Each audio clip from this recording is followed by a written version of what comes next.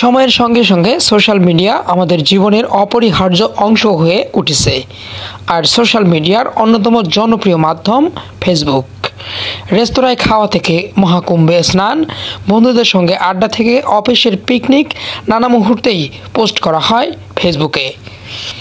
নিজের অনুভূতি প্রকাশের পাশাপাশি বন্ধু, পরিবার বা পরিচিত ব্যক্তিদের সঙ্গে যোগাযোগের জন্য প্রতিদিন ফেসবুক ব্যবহার করেন অনেকেই।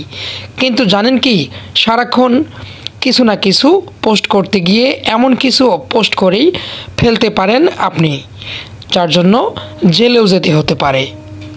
সোশ্যাল মিডিয়ায় কিছু পোস্ট, কমেন্ট বা ভিডিও শেয়ার করার ফলে বিপদসহ আইনি ঝামেলায় পড়ার ঝুঁকি রয়েছে। চলুন জেনে নেওয়া যাক কি সেসব পোস্ট। আপত্তিকর বা উস্কানিমূলক পোস্ট। জাতীয় বা সাম্প্রদায়িক অনুভূতির উপর অবমাননাকর পোস্ট শাস্তিযোগ্য অপরাধ, যেমন ধর্মীয় উপাসনা বা কটূক্তি। ধর্মীয় বিদ্বেষ ছড়ানোর উদ্দেশ্যে ভুয়া তথ্য প্রচার শাস্তিযোগ্য অপরাধ। কাজেই এই ধরনের পোস্ট শেয়ার করা ও অন্য কোনো ধরনের কমেন্ট করার ক্ষেত্রেও সাবধান থাকতে হবে। মানহানিকর পোস্ট।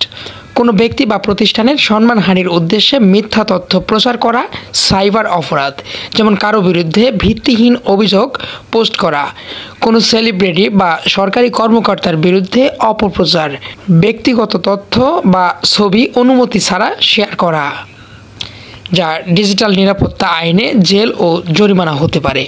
প্রতারণা ও সাইবার অপরাধ।